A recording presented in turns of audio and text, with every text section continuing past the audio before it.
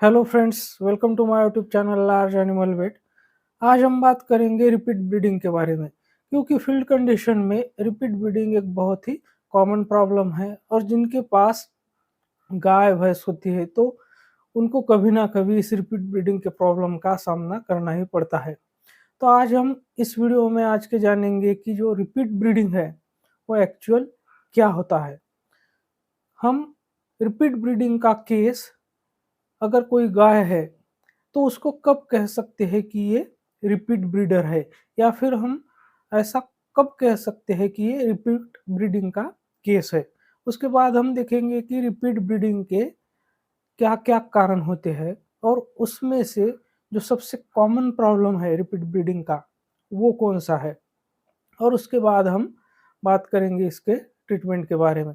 लेकिन उससे पहले अगर आप मेरे चैनल से नए जुड़े हैं या अभी तक आपने मेरा चैनल सब्सक्राइब नहीं किया है तो प्लीज़ मेरे चैनल को लाइक, शेयर और सब्सक्राइब करें। साथ में बेल वाला आइकन दबाकर ऑल वाला ऑप्शन भी चुनें, ताकि भविष्य में आने वाली हर वीडियो की नोटिफिकेशन आपको समय समय पर मिलती रहे।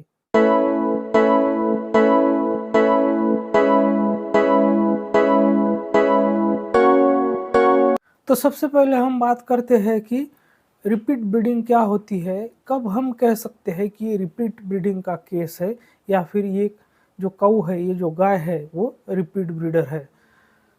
तो जो गाय कम से कम 3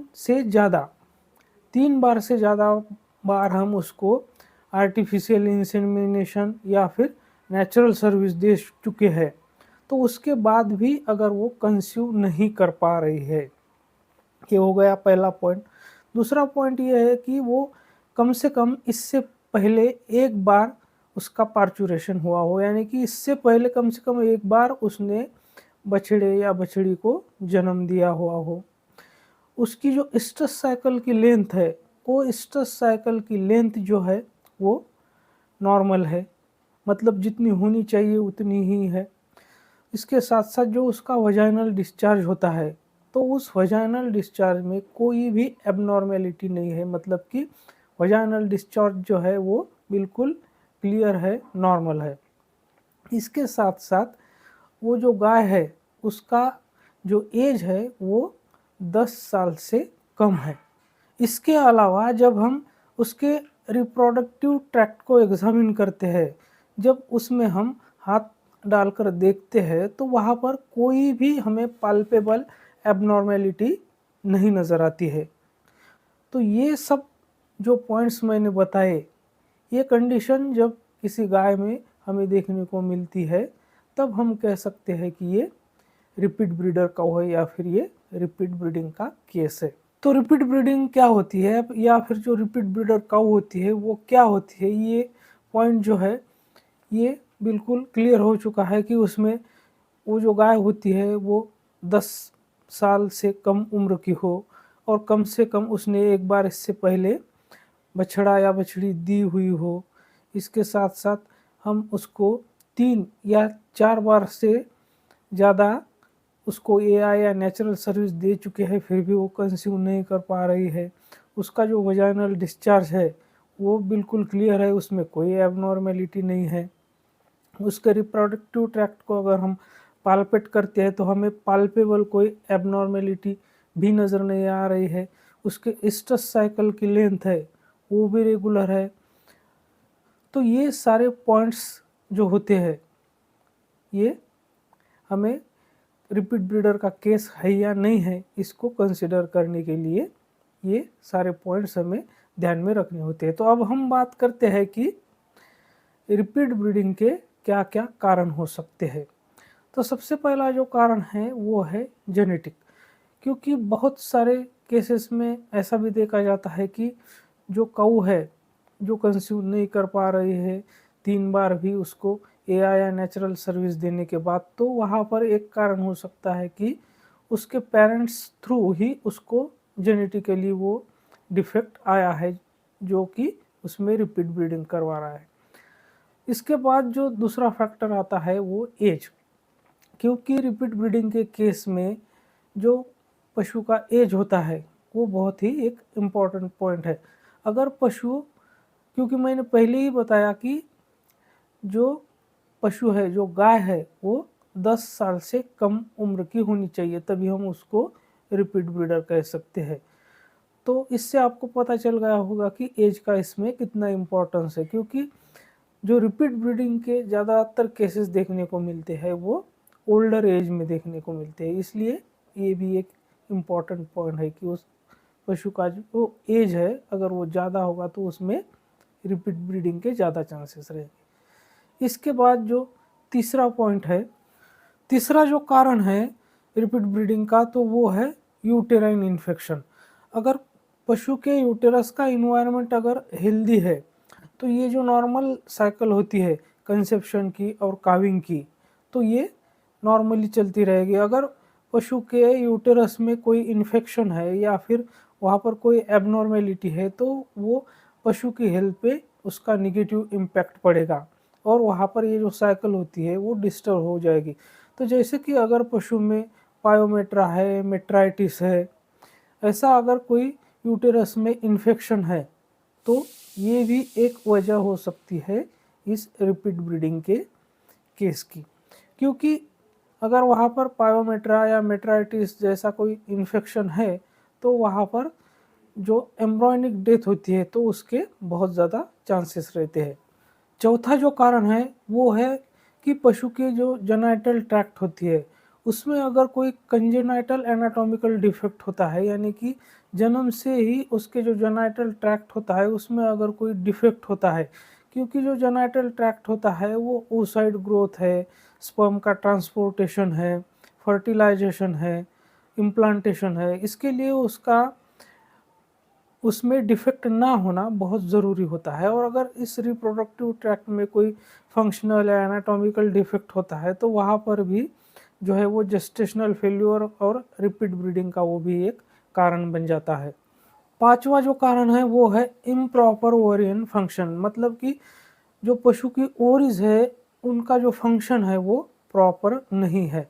बहुत ज़्यादा केसेस में देखा जाता है कि जो डेयरी काउज होते हैं उनमें जो ओवरीज होती है उन पर सिस्ट डेवलप हो जाती है, तो इसकी वजह से वहाँ पर रिप्रोडक्शन फेल्योर हो जाता है। और ये भी एक सबसे कॉमन और इम्पॉर्टेंट रीज़न है रिपीट ब्रीडिंग के केसेस में। मतलब कि जो रिपीट ब्रीडिंग के जितने भी कारण हैं उसमें ये जो इम्प्रॉपर ओवरियन फंक्शन है, जो ओवरीज प्रॉपरली फंक्शन नहीं करता है, ये सबसे एक कॉमन देखा जाने वाला प्रॉब्लम है रिपीट ब्रीडिंग के केस में। 6 नंबर पे जो कारण आता है वो आता है न्यूट्रिशन से रिलेटेड। अगर पशु को प्रॉपर न्यूट्रिशन नहीं मिल रहा है, उसकी अच्छी नरिशमेंट नहीं है, उसका बॉडी वेट ऑप्टिमल नहीं है, मतलब कि अंडर वेट है, उसका बॉडी वेट कम है, तो वहाँ पर क्या होगा, ऐसे पशुओं में जो कंसेप्शन रेट है वो कम हो जाता है। अगर उसका बॉडी वेट सही है, उसकी नूरिशमेंट अच्छी है, तो उसकी जो रिप्रोडक्टिव साइकिल है वो भी रेगुलर और हेल्दी होगी। तो नरिशमेंट और बॉडी वेट ये भी एक उसका कारण है जो कि न्यूट्रिशन से संबंधित है। तो न्यूट्रिशन भी एक अहम मुद्दा है। सातवां जो कारण है वो है एआई यानी कि आर्टिफिशियल इंसेमिनेशन।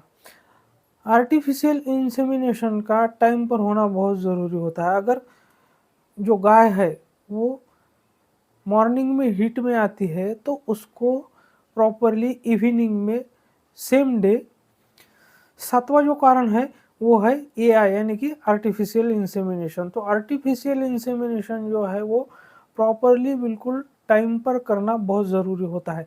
अगर कोई गाय सुबह हीट में आती है, मॉर्निंग के समय में हीट में आती है, तो सेम डेज इवनिंग में उसको एआई यानी कि आर्टिफिशियल इंसेमिनेशन करवाना ज़रूरी है। अगर वो इवनिंग को हीट में आती है तो दूसरे दिन मॉर्निंग में उसका एआई करवाना बहुत ज़रूरी है, तो जिसे एएम पीएम रूल कहते हैं। तो इसकी वजह से भी अगर हम ये रूल फॉलो नहीं करते हैं, टाइम पर इंसेमिनेशन नहीं करते हैं, तो वहाँ पर भी एक ये कारण बन जाता है रिपीट ब्रीडिंग का। तो ये सारे जो मैंने बताए 7 कारण ये रिपीट ब्रीडिंग के कारण है।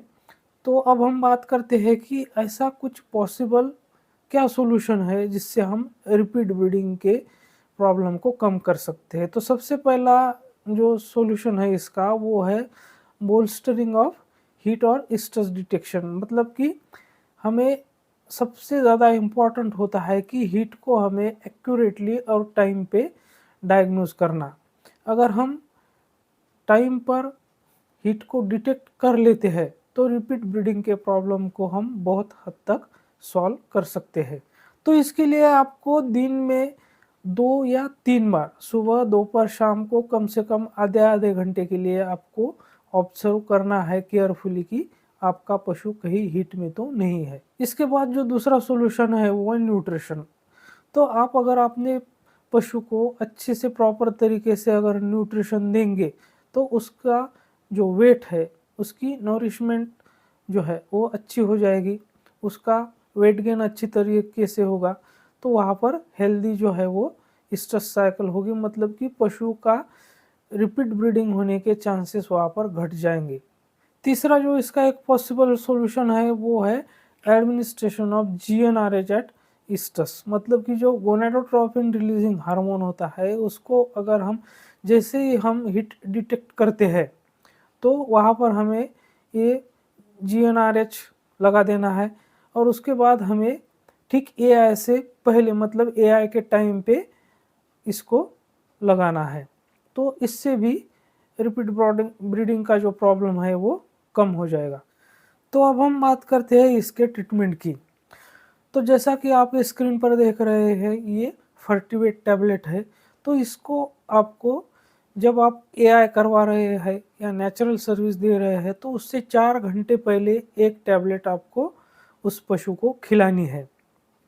इसके साथ साथ आप दूसरा एक काम कर सकते, सबसे ज़रूरी है कि टाइमली इंसेमिनेशन, आपको जो इंसेमिनेशन करना है वो टाइम पे करना है।